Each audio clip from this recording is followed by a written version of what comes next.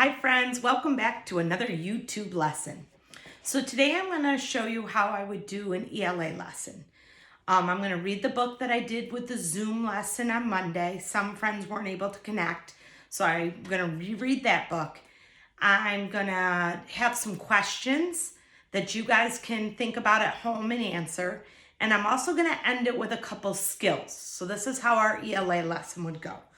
So for those of you that heard it, listen again. And those of you that haven't, here's your first read. So this is called Little Rabbit's Tale. Make sure I'm moving over enough. Little Rabbit sleeps under an old apple tree. Just then the wind starts to blow. The branches shift in the wind. Thump! Something hits Little Rabbit. Look at her picture. Oh no, the sky is falling, yells Little Rabbit. I've got to go try to tell everyone. Little Rabbit hops off to find Goose. Goose sits in his rowboat. The tip of his rod starts to twitch. There's no time to fish, yells Little Rabbit. The sky is falling. Let's go, Little Rabbit. We need to go tell Beaver. Goose and Little Rabbit use the rowboat. They go up the stream. Goose peeks inside. Beaver is eating a snack. There's no time to eat, says Goose. Let's go. The sky is falling. Oh my, says Beaver. We need to go tell Turtle. Beaver, Goose, and Little Rabbit dash up the hill. Turtle sleeps under a log. Tap, tap. Beaver taps on Turtle's shell. Turtle peeks out. There's no time to sleep, says Beaver. Let's go. The sky is falling. Oh no, yells Turtle. What can we do? Let's run back home, says Little Rabbit. I want to tell my mother. Turtle, Beaver, Goose, and Little Rabbit run fast. They hop over the log, dash down the hill, and jump into Goose's rowboat. Then they go as fast as they can down the stream. Little Rabbit hops in the door. Mother, the sky is falling. Who told you such a thing? Asked Mother Rabbit. Well, Beaver told me, says Turtle, and Goose told me, says Beaver. Little Rabbit told me, said Goose. Well, let's just go outside and look at the sky, says Mother Rabbit. Just then, the wind starts to blow. The branches shift in the wind. Thump! Something hits Little Rabbit. Oh no, the sky is falling, yells Little Rabbit. The sky is not falling, laughs Mother Rabbit. An apple just fell from the apple tree.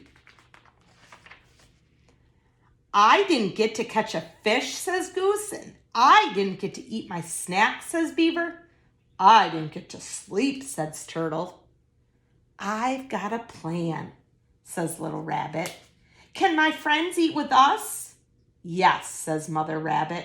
Go wash your hands while I get more plates. Hooray! Little Rabbit has a nice meal with his friends. After that, they all have homemade apple treats. The friends lived happily ever after.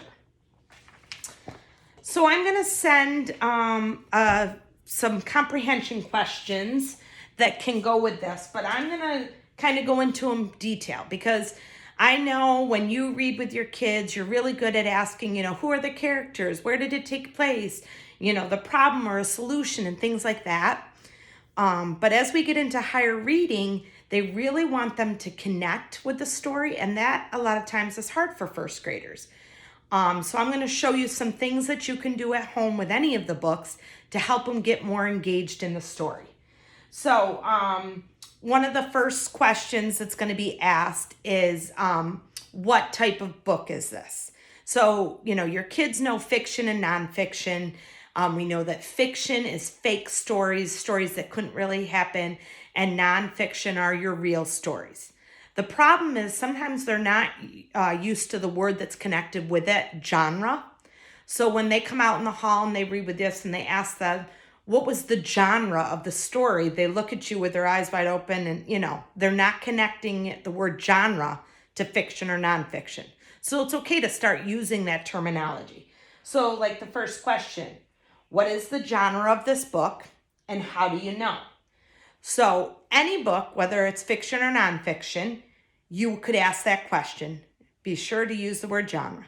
So if we know that, and I'm not going to give away what the story is, what the genre is, but if we're reading a story that has text features, that is teaching us something, that has real pictures, those would be all things that you could use to support that this is a nonfiction book. If the book you're reading has animals that are acting like humans, if it has the quotation marks where we know, first graders know that in the quotation marks is when someone is speaking or saying something. Well, if after it says rabbit or turtle or bird, that should be a clue that, animals can't talk. Fiction stories a lot of times start off with once upon a time or end with happily ever after. So those are things that your child can start looking for in a book to help support whether they think it's a fiction or a nonfiction. In addition to the pictures, do the animals wear clothes? Are they acting human-like? So they will answer that question. Then it says, what happens when Rabbit wakes up from under the tree? That's just a recall question. Going back to your story, well, what happened when he was under the tree and he woke up? This one you can really challenge. It says, list as many animals that there were in the story and what were they doing before they were told the sky was falling. So again, a great comprehension. You're going back to find out what characters and what they were doing. If your child's ready for it, see if they can tell you in the order that it happened in the story. The first person that they went to see, was it beaver? Was it turtle? Nope, I remember. It was Goose and he was in his rowboat fishing. So some of those details. And again, you know where your child's at with the story. If you want to amp it up to make it a little harder, go ahead. If you're ready for just, if they can tell you, a couple of the characters and what they're doing, then that's great. Let's see, what else do we have here? Okay, this is one of the big ones. We'll ask in class, how can you relate to the story? So this story is a little bit difficult in that the kids immediately think, I can't relate to this. I'm not a rabbit. I'm not any of those characters. But we've got to go beyond that. We've got to think of like the message the story's telling us. Can we get something from that? So I'm going to show you some examples. And the kids don't always have to relate to it. They can say that they don't relate to it, but how they back that up is going to be just as important as relating to it. So I could say that in this story, I can relate to Rabbit because I tend to believe anything my friends tell me. So if my friends were telling me that the school was on fire, I would start going and telling all my friends the same thing. So I can relate that way.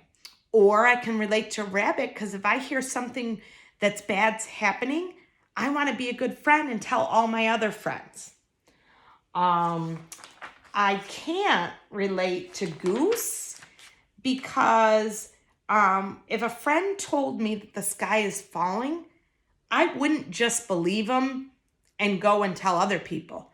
I'm like Goose, and I would say, well, Rabbit, what makes you think the sky is falling? And I would start to try to figure out, where this misconception can come from, or if it really is happening, I'd have more information before just taking, my friend's word for it and going on.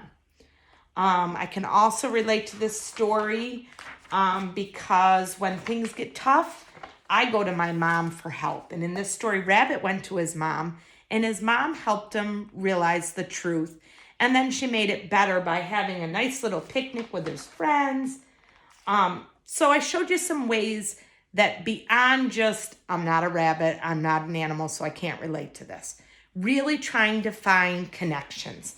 And that's a harder skill. And then we have another question. How did the main character feel at the beginning? And how did they feel at the end of the story? Again, just, kind of going back from the story. So I gave you a list of the questions and they'll be sent with it as well. But I went into a little more detail because I, want you to see that it's not just, the who, what, where, when, why of the story. In class, we're really trying to make those connections. So when I do an ELA lesson, I'll do it much like this. I'll read a story. I'll try to sample some different questions, but I also want to end with a skill. So if we were in school this week, we would be working on compound words. And I'd have more visuals and things like that. But we would talk about that a compound word is two separate words that when put together means something new. So, okay, rain. I can visualize what rain is. And a bow. Oh, I'm thinking of Robbie at Christmas. He had a little bow with his, shirt and tie. So, but when I put rain and bow together to make a compound word, there's our new vocabulary, rainbow, that makes something totally different than what I was thinking, the rain and the bow. Together, they make that beautiful thing that we see in the sky after a storm. Now, a misconception that a lot of first graders have is they start thinking, a compound word is two syllables, like dog, house, and sunset. So they think, a compound word is a two-syllable word. Well, that's not true. Not always true. So I took the word falling. It's got my two syllables, falling. But now, for it to be a compound word, each word has to be able to stand alone as a word. So in the word falling, fall is a word. So far, so good. Ing is not a word. So just be careful when you're working on compound words with your child that they don't just think it's any two-syllable word. So over here on my wall, I have some compound words. And we'll first see that, in fact, they are all words. I don't know how hard this is to see. You might have to zoom it in. But over here I have home, I have foot, pan, sun, out, ball, cake, run, set, and side. They're all words, all separate words. But now we're going to try to connect them together to make a compound word. So I'm going to just start with home. So a word on this side is going to match with a word on that side to make a new compound word. So home. Home side? No. Home set? Nope. Home run? Maybe. And when you hear your kids say maybe, we're learning in first grade, you don't always go with the first answer you think. Do all your choices and then go back. So we think home run is a maybe. Home cake? No. Home ball. So I am going to go back to home run, and I do want that to be my new compound word. And now, when you put it together, let's see if you can still see these. We'll put it up here. Our new word put together is home run. But another thing that we find that first graders often do is they know that that's a compound word. They put it together, home run, but they leave a space in between the words. And this is kind of not great because there's spaces between my flashcards. So when you write home run, boy, this is a lot harder to do than it is in my classroom. You want to make sure you write home and run all together, no spaces in between it. All right, let's go to the next one. We have foot. Foot set. Now. Foot side. Nope. Foot cake. Nope. football. I've made all my choices and I agree football. So I'm ready to put foot and ball together. And what do we have to do? We take the two words, we put them together with no space in between. So foot, I'll try to bend this a little bit so you can see really visually. Ball is, the B in ball is right next to the T. Football. All right, let's go with pan. Pan set, pan side, pancake. Again, I know what a pan is, something I might put some things in to cook. I know what set means. I can set something down. I know side, like, the side of me or inside a box. I know what a cake is. Oh, I never thought of putting those two words together. Pancake now doesn't mean a pan that's in a cake. It's that thing you eat for breakfast. Pancake. So when I'm writing it, what do I remember? What do I need to remember to do? You're right. Write it without any space between it. So, okay, here we go. We have sunside, sunset. We have outside and outset left. Let's see if you can pick which ones would make a compound word. You're right. Sunset and outside. Those are compound words. Can you see what I did wrong though? They connect together, two words that put together make a different word. You're right. There's a space between it.